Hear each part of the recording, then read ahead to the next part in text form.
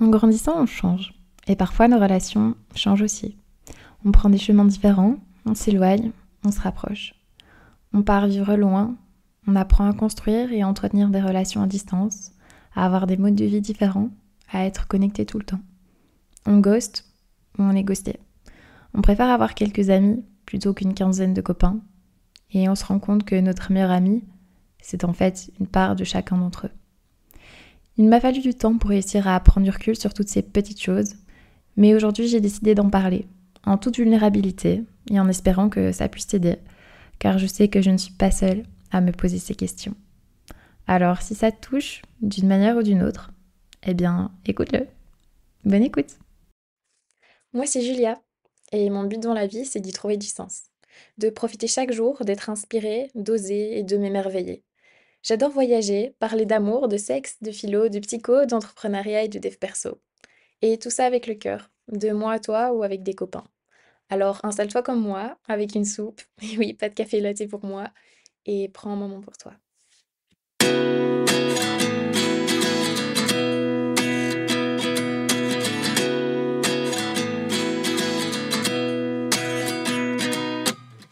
29 and I find myself wondering what did happen to the last 10.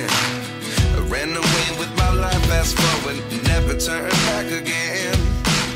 It's kind of funny that the more we pass time, the more we need to set them rewind. And 19 was the year I had to leave you, but now I'm seeing all the signs. Hello à tous, j'espère que vous allez bien, moi je suis très en forme en cette période de rentrée. J'espère que vous allez bien aussi, que votre rentrée se passe bien. J'espère que vous avez aussi vu que j'avais une nouvelle photo de podcast en fait et qu'elle vous plaît. J'avais vraiment envie d'avoir une couverture de podcast où on voyait mon visage. Je sais qu'on m'a dit plusieurs fois, pardon, on me l'a pas dit, mais je l'ai lu plusieurs fois que c'était toujours plus attrayant d'avoir une image de podcast où il y a un visage. Donc voilà, pour les personnes qui ne me connaissent pas, vous pouvez mettre un visage sur ma voix et j'espère que ça vous plaît. Alors aujourd'hui, dans ce podcast, j'aimerais parler relations, des relations amicales principalement, des relations amicales à 23 ans, en tout cas pour ma part, comment ça se passe, les réflexions que je me suis fait dernièrement, parce que je suis passée un petit peu par des hauts et des bas, et je pense que les apprentissages que moi j'en ai tirés pourraient peut-être vous servir à vous aussi, en tout cas j'espère. Alors je ne sais pas vous, mais en tout cas moi, je pars du principe depuis quelques années que je préfère avoir quelques amis, de très bons amis, plutôt que d'avoir plein de copains, copines, à gauche, à droite. Je sais que quand j'étais en secondaire, c'était plutôt l'inverse qui était assez valorisé. En tout cas, c'était ce que je percevais à ce moment-là. Je sais pas si c'était vraiment le cas, mais en tout cas, moi, c'est ce que je percevais. C'était que plus on avait des contacts, plus on s'entendait bien avec 36 000 personnes, plus on avait des amis, au mieux c'était. Et c'était un petit peu une manière d'être socialement valorisé. Et je me suis rendu compte en quittant en fait les secondaires qu'il y avait des personnes avec qui je partageais plus grand-chose et avec qui j'avais plus les mêmes affinités qu'avant. Je n'avais rien contre ces personnes-là. D'ailleurs, si je les revois aujourd'hui, je serais très contente. Mais c'était plus des personnes avec qui j'avais envie de continuer mon chemin. J'avais vraiment envie de trouver des personnes qui me correspondaient plus. Bon, j'ai gardé contact avec quelques personnes et une personne en particulier, mais pour la plupart, j'avais plus trop envie de garder contact avec eux. Et je savais pas très bien comment m'y prendre parce que comment dire à quelqu'un que on n'a plus envie de garder contact avec lui, qu'on n'a pas spécialement envie de le voir, que ça nous fait pas spécialement du bien, c'est compliqué. J'ai toujours pas vraiment trouvé la solution parfaite à ça. Mais c'est vrai que, au fur et à mesure des années, je pense que j'ai quand même, tiré un petit peu, des leçons de ma manière de gérer, mes relations et je suis en train de continuer à apprendre, bien sûr. Mais je pense que oui, voilà, ça n'a pas été, pas été évident. Et du coup, ben, j'ai fait quelque chose dont j'ai honte et que j'aime pas. Ben, j'ai ghosté. Oui, j'ai clairement ghosté. Et c'est comme si en fait, j'arrivais, j'ai été gênée, j'avais peur, je savais pas comment m'y prendre, je savais pas quoi faire. Mais pour moi, c'était me forcer que de voir ces personnes-là, d'avoir des échanges avec elles. Et en plus de ça, c'est vrai que bah, il y a eu très vite, après ma première année à l'université, le Covid qui est arrivé et ça m'a pas spécialement aidée. Déjà avant, je me suis rendu compte que bah, en secondaire, on voit tout le temps ses amis, on les voit tous les jours, donc c'est facile, on n'a pas besoin de beaucoup échanger par SMS, par Messenger, ou si on le fait, ben, le lendemain on se voit.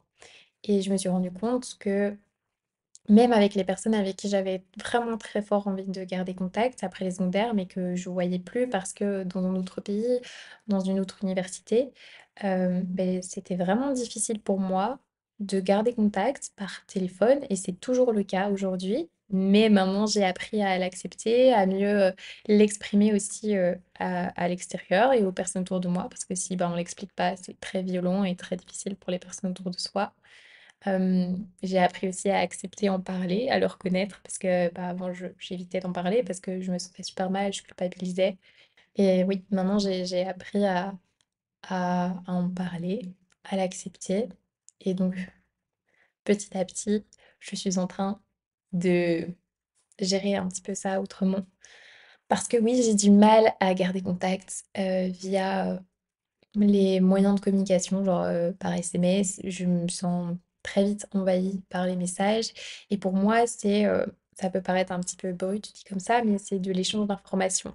C'est de l'échange d'informations, plus ou moins inutiles parce que, en soi, avoir les informations, basiques, de la vie de mes amis, ça ne m'intéresse pas plus que ça par message. Je sais pas partager, j'ai pas de contact humain, je sais pas comment est l'autre personne, ce qu'elle vit, ce qu'elle ressent et c'est pas par message que j'arrive à le communiquer, à le ressentir. Je pense que vraiment cet aspect-là des relations, c'est le plus important. C'est vraiment quelque chose qui me drive déjà dans ma vie de tous les jours, c'est les relations humaines. Je suis super intéressée par ça, j'aime beaucoup comprendre.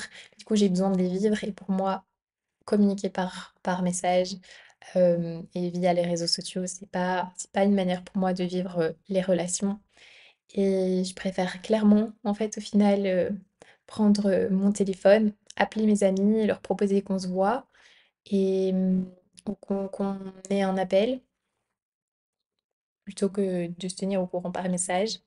Mais c'est difficile parce que je l'ai pas communiqué, je l'ai pas pris tout de suite et donc ben, de l'autre côté, ça a été vécu comme une forme d'abandon, de non-respect, bah, de non-amitié quoi. Parce que bah, du coup, j'étais pas là pour mes amis. Et en fait, bah, au moins je répondais, plus je me sentais mal, au plus je culpabilisais et au moins encore je répondais parce que je me disais, mais oui, mais regarde, là, ça fait déjà autant de temps que t'as pas répondu, tu peux pas maintenant répondre. Et ça a pris de plus en plus de l'ampleur. Hem, Quand j'ai commencé à avoir plein d'activités, j'avais encore moins de temps et encore moins d'énergie pour répondre aux messages, pour répondre à mes amis. Je devais répondre aux messages professionnels, je devais répondre aux mails et en fait, j'ai commencé à me sentir super fort envahie et je sentais, bah, forcément la pression de l'extérieur, et les gens qui me faisaient des remarques, en blague ou pas, en me disant mais que moi je réponds jamais aux messages. Et j'aime pas cette image, j'aime bien, l'image de la personne qui répond aux messages, qui fait les choses, comme il faut les faire, qui est présente pour ses amis et j'ai senti que, bah, c'était de moins en moins le cas. Mon voyage à nouveau, vous allez dire que tout tourne autour de ce voyage en Australie, mais oui, il y a beaucoup de choses qui, enfin, en fait, ça m'a permis tout simplement de prendre du recul, de plus voir les mêmes personnes et de plus être au même endroit.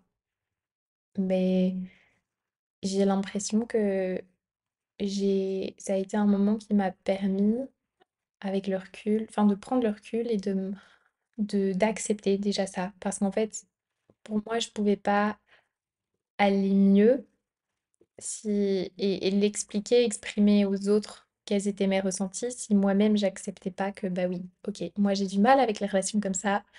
Oui, j'ai pas soigné mes relations amicales du tout, même parfois, familiales, parce que, beh, j'arrive pas à garder contact par message. C'est vraiment quelque chose de difficile pour moi et c'est vrai que j'ai commencé à voir de plus en plus, sur des groupes Facebook, sur les réseaux sociaux, des personnes qui, ont aussi développé une forme d'anxiété par rapport à ça et moi aussi. En fait, le fait d'être hyper connectée tout le temps, j'aime pas ça du tout. J'aime bien, si mettre des belles stories sur Instagram, j'aime bien mettre des belles photos, des belles vidéos, mais c'est tout. En fait, j'aime juste, montrer les belles choses, la beauté des choses que je vois dans ma vie et après, ben, le reste, j'aime bien vivre les relations.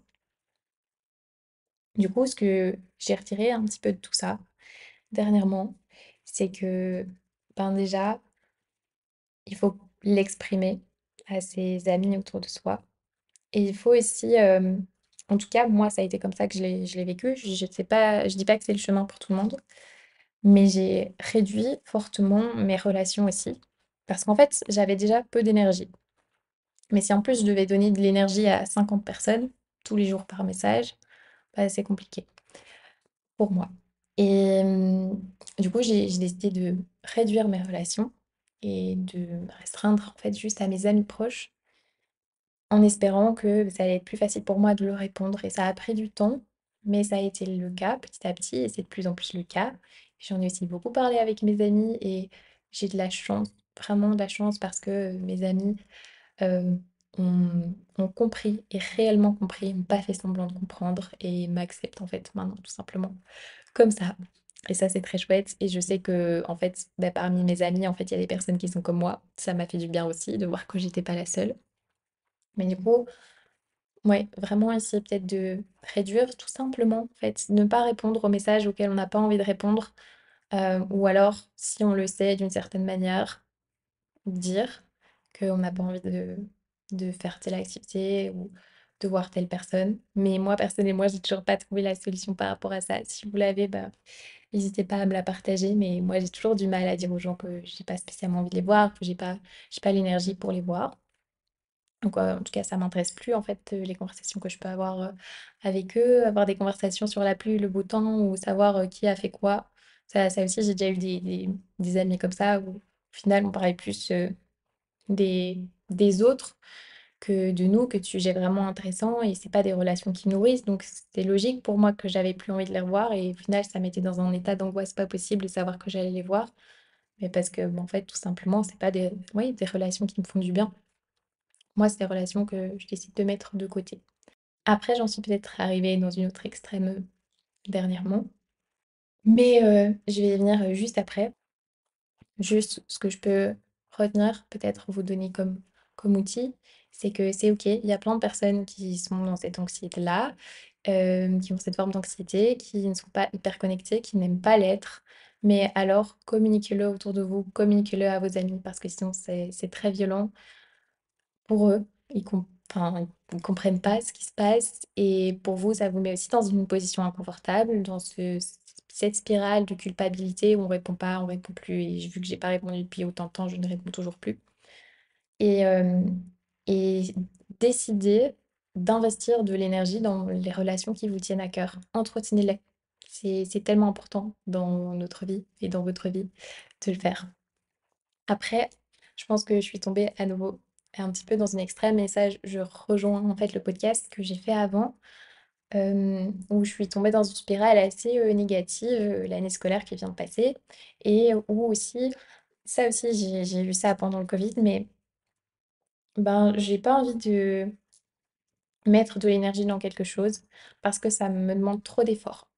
Donc je me sens pas bien dans ma vie actuellement et c'est difficile et j'ai pas envie de faire des activités, j'ai pas envie de voir des amis. Au fond de moi, je sais que ça me ferait du bien, je sais que ça me permettrait de justement m'épanouir, penser à d'autres choses, mais ça me demande de l'énergie, de faire l'effort, ça me demande un effort d'aller, prendre des nouvelles de mon ami, de prévoir un rendez-vous et en fait, même quand le rendez-vous est fixé, bah, ça m'angoisse, hem Et en fait, c'est OK, je sais qu'il y a plein de personnes pour qui ça a été le cas et ça a commencé à se développer pendant le Covid et et c'est OK. Mais peut-être, essayer de faire, les choses step by step, petit pas par petit pas et et d'essayer de pas tomber dans une extrême. En fait, je vous ai dit, je me suis rendu compte que, c'était important pour moi de donner de l'énergie à mes amis et de pas en éparpiller à 50 000 personnes qui, au final, ne m'en rendent pas, enfin, ne me donnent pas de l'énergie. C'est pas des relations vitalisantes, on va dire. Hem, mais si je me limite aussi que à mes amis amis, pour moi, mes amis, ça se compte sur les doigts d'une main, voire une main et demie. On n'a plus beaucoup de vie sociale parce que comme je vous le disais dans mon podcast précédent, j'ai une amie qui est à l'autre du monde, l'autre amie qui est dans un autre pays, une autre amie qui commence à travailler. Donc au final, ça va pas. On tombe aussi dans une extrême. Et ce qui a fait que j'ai plus eu envie de m'ouvrir et de donner de l'énergie à des nouvelles relations. Et ça, c'est la première fois de ma vie que j'ai senti que j'avais vraiment une barrière qui s'est mise et où je sens que je suis pas vraiment moi, où je donne pas vraiment un retour. Je sens que la personne en face de moi, j'ai rencontré des nouvelles personnes et je sentais que la personne en face de moi voulait qu'on fasse des activités ensemble, voulait qu'on fasse plein de choses ensemble. Et je sentais que j'étais fermée à ça, j'en avais pas envie, que j'avais même pas envie de laisser la chance à cette personne-là d'entrer dans ma bulle, d'entrer dans mon monde parce que pour moi, bon, j'ai déjà mes amis, j'ai pas besoin de toi. Voilà ce que je me disais dans ma tête: «J'ai déjà mes amis, j'ai pas besoin de toi, tu m'apportes pas ce dont j'ai besoin». Et ça, c'est l'autre extrême que j'ai aussi expérimenté du coup dernièrement. Et j'ai essayé d'un petit peu creuser pour voir, de d'où est-ce que ça vient? OK, c'est une question, de ce que je vous expliquais, de l'énergie que j'ai à investir et cetera, de cette spirale négative de, voilà, j'ai pas envie de faire d'efforts parce qu'au final, je suis bien dans ma zone de confort qui est inconfortable, mais ça me demande tellement d'efforts de sortir de cette zone de confort inconfortable que, je reste quand même dedans. Je fais pas d'efforts, je ne m'ouvre pas et hem et si vous avez écouté le dernier podcast, vous savez que j'ai eu des difficultés dernièrement à, aller creuser un petit peu, comment je me sentais, à, avoir des espaces, à créer des espaces pour exprimer mes émotions, mes ressentis, mes besoins et pour moi ça, c'est une forme assez, c'est très violent en fait envers moi. J'ai senti que je me donnais pas d'amour. Ça peut peut-être pas ouais, ça va peut-être paraître perché pour certains d'entre vous, mais tant pis. J'ai l'impression qu'en fait, quand j'essaye d'y penser, moi, je me suis pas donné presque pas d'amour à moi-même pendant l'année qui vient de passer. Donner de l'amour à moi-même, ça peut passer par plein de choses, mais en particulier, c'est prendre, justement du temps pour moi, pour réfléchir, pour vraiment aller creuser, pour, aller creuser même quand ça fait mal, même quand je sens que ça va pas. Pouvoir exprimer mes émotions et pas essayer de les enfuir parce qu'au final, ça fait que je me sens de plus en plus mal et c'est comme si je m'auto-flagelle. Je me suis pas donné d'amour à moi-même et comment est-ce que je pourrais alors en accepter d'autres personnes? Parce que cette personne que j'ai rencontrée, dont je vous parlais juste avant, elle m'a donné plein d'amour. C'est super entreprenante pour organiser des activités, pour qu'on se voit. Et je n'ai pas su recevoir cet amour. Mais en fait, ben oui, je me demande si quand on n'accepte pas l'amour des autres, c'est parce qu'en fait, nous, on n'arrive pas à se donner de l'amour à soi-même, tout simplement. Regardez peut-être, observez peut-être, les relations que vous avez autour de vous. Je ne sais pas si ça vous parle, mais si ça vous parle, observez les relations que vous avez autour de vous et regardiez la relation que vous avez à vous-même. Ce que je peux vous dire, c'est que vous êtes tous dignes, on est tous dignes d'être aimés, on est tous dignes de recevoir de l'amour. Donnez-vous-en d'abord à vous-même. Je ne sais pas par quoi ça peut passer pour vous. Je pense qu'on est tous différents et du coup, se donner de l'amour, ça peut être, on peut le faire de plein de manières différentes, mais je pense que c'est pour moi, en tout cas, ça passe par le fait de se respecter, de suivre ces petites, voix intérieures, cette petite flamme intérieure qui fait qu'on sait, ce qui nous fait nous sentir bien ou pas bien Et écoutez cette petite flamme-là, donnez-vous de l'amour et vous êtes digne d'être aimé par vous-même et de recevoir du coup l'amour des autres. Ça paraît un petit peu perché, mais j'espère que vous comprenez ce que je veux dire et que vous percevez le message qu'il y a derrière. Je sais que quand on a 23 ans, en tout cas c'est mon âge, quand on est dans la vingtaine, les relations, ça peut être un petit peu compliqué pour tous les points que je viens de vous énumérer, mais aussi parce que on rentre, en tout cas pour moi à nouveau c'est le cas, tout ce que je vous partage dans tous mes podcasts, c'est à chaque fois mon expérience, donc il y a aucune vérité, c'est ma vérité à moi, c'est ma façon à moi de vivre les choses et de voir les choses. Mais c'est parfois un petit peu difficile parce qu'on ne sait pas trop sur quel pied danser.